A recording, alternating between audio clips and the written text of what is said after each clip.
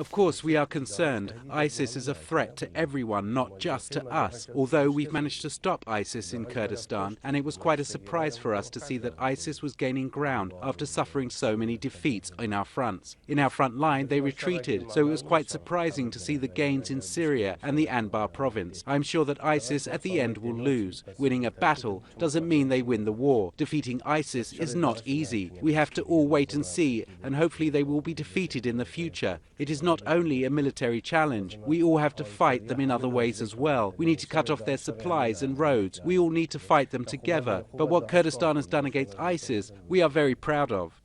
Your people have been more successful in this fight against the Islamic State than Baghdad. How is Baghdad getting it wrong when it comes to this conflict?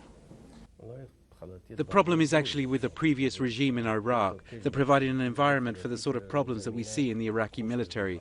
In the previous regime, the way that they managed the Iraqi military and they constructed the military after the changes that they made to them, unfortunately changed the national army to a more sectarian army.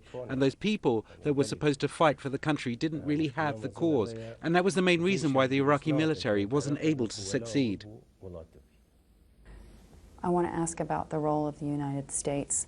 We've seen a commitment from the Obama administration in the last few days to send rockets to the government in Baghdad. Are they doing enough? And what does Kurdistan need from the U.S. government?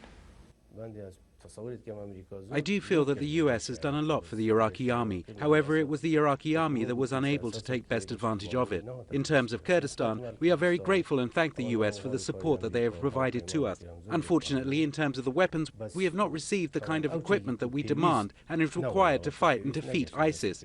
And in this trip to Washington, I have raised this issue with the administration and other government officials, and we are hopeful that they will respond positively and there will be some changes in this regard. What do you think's holding those weapons up? Maybe there are some misperceptions. In the U.S., there is a perception now that the Obama doctrine is questionable when it comes to what's happening in the region. And many in the U.S. Congress are now raising questions about whether the president's strategy is the right one when it comes to helping to defeat the Islamic State. Is the U.S.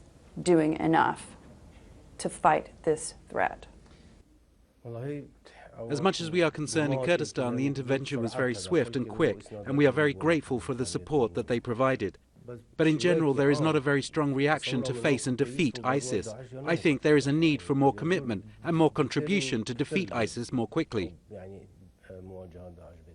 And that's across the board, not just the U.S., but also the other Arab states. The whole international community, in fact.